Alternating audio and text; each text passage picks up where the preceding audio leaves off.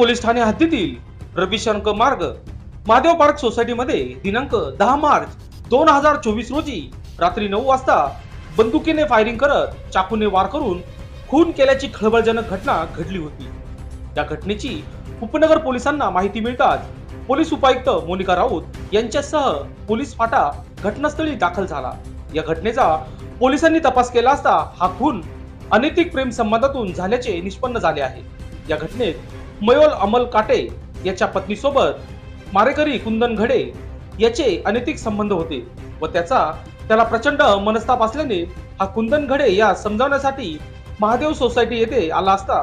चेतन घडे व कुंदन घडे यांनी त्यास तोंडावर हेल्मेटच्या साहाय्याने डोक्यावर मारून